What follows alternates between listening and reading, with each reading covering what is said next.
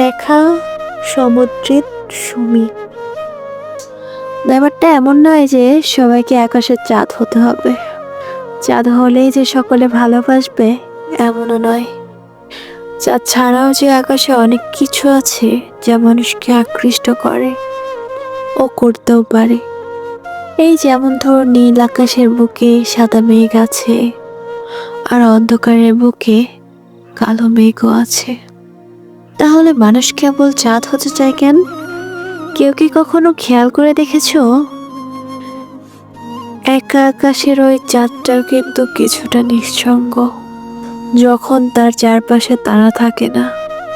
হ্যাঁ, চাঁদ একা সৌন্দর্য ছাড়তে পারে, তবে তার অনেককেই দরকার হয়। কেবল সে একা কখনোই কাউকে একা মুক্ত করতে পারে না।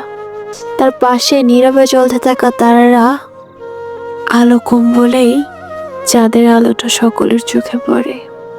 কেউ কি কখনো খেয়াল করে দেখেছেন, যখন তারারা শুধু ঝলমল করে তখন ওই আকাশটা ভীষণ ভালো লাগে।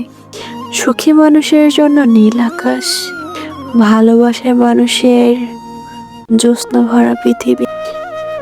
তবুও মানুষের মনে হয়, আমি বুঝি চাঁদ হলেই সব মানুষ আমাকেই ভালোবাসবে। যে তোমায় ভালোবাসবে, তুমি তারা নাকি মেঘ, কিংবা উত্তপ্ত মরুভূমির প্রখর রোদ, কিংবা বৃষ্টি শেষের রংধনু, সেটা কখনো দেখবে না। কারণ যারা সত্যিকারে ভালোবাসে তারা তুমি চাঁদ কিনা সেটা কখনো দেখবে না। কেবল দেখবে তুমি তার মনের মানুষ, কাছের মানুষ, ভালোবাসার মানুষ। হুমায়ুন আহমেদ একটা কথা বলেছেন, আমি 60 বছর বয়স, তবুও একজনকে ভীষণ ভালোবাসি, অনেক ভালোবাসি।